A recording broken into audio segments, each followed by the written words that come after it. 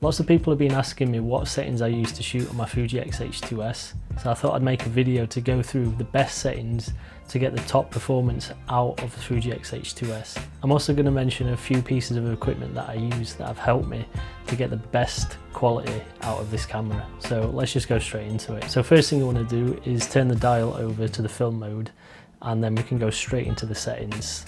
So on movie settings, go to movie setting list. In terms of resolution, it depends on what you want to shoot, depends on the project. I find myself shooting a lot on ProRes OpenGate. I like the aspect ratio. I also like the fact that I'm using all the sensor and then getting maximum resolution as well. But again, that's entirely up to you. I also shoot at 23.98 FPS. Depends again what you're shooting, but majority of things, I'm not going to slow the footage down.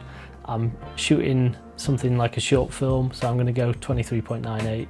And you also want to go ProRes HQ. There's a few different types of ProRes, but HQ is the maximum quality, and I always like shooting in that. Just so you know, you get just under 26 minutes on a 512GB card, so it does eat through your storage very quickly, so just make sure you're being quite precise with what you're filming. And finally, I shoot in F-Log 2C. I always go with F-Log 2C over just standard F-Log 2 because you get a slightly wider colour space. It's not going to take up any more storage, so you might as well go for it.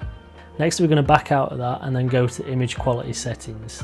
There's only two things that I change on this. I change the sharpness down to -4.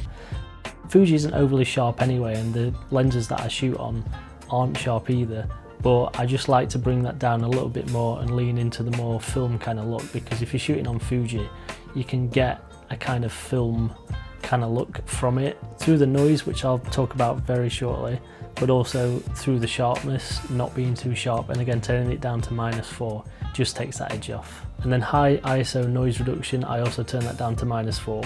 So like I say, I do like the noise on the Fuji, so I'm going to turn off the noise reduction as much as I can to lean more into that.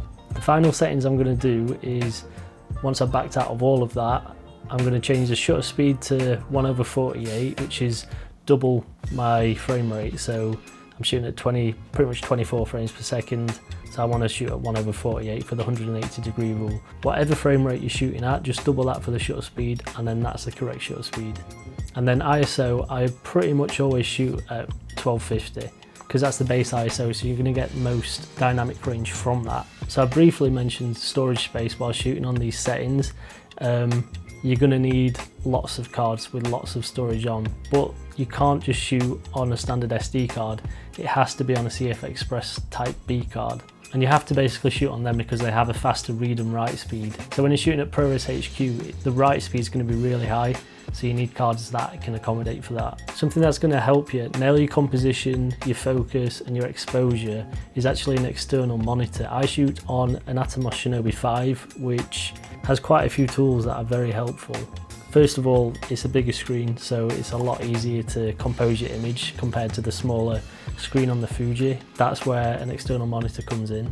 But it also helps to nail focus, not only because it's a bigger screen, but you have tools such as focus peaking, where everything that's in focus has an outline, which you can change the colour of it. I have it set to red, so everything in focus is outlined as red, so then you know that that area is in focus. And then finally, false colour is really helpful for nailing the exposure. If you're not nailing the exposure, then the image probably is going to look quite muddy, and you're not going to get the best quality out of your Fuji. So you've got to make sure you nail exposure. So trying to get skin tones in the middle grey, stuff like that, is made a lot easier when you have a tool like false colour. And speaking of exposure, using lights can help a lot to make the image look really good. And I'm going to show you an example now. So I do have a light on me, and if I was to turn that off, obviously I'm underexposed.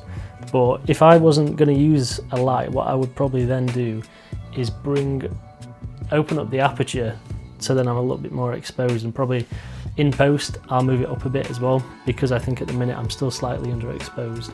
So in post I'll bring up the exposure, and if we compare this to having the light on, it's probably not going to look as good. It's probably going to look a bit muddy, and I think the colours just aren't going to be as nice. So let's go back to having the light on and then adjusting the aperture. and that's probably going to look a lot better. So something as simple as just adding a light to help with the exposure makes a big difference in making the image look really good. So those are the settings if you want to get the maximum quality from the FUJI X-H2S.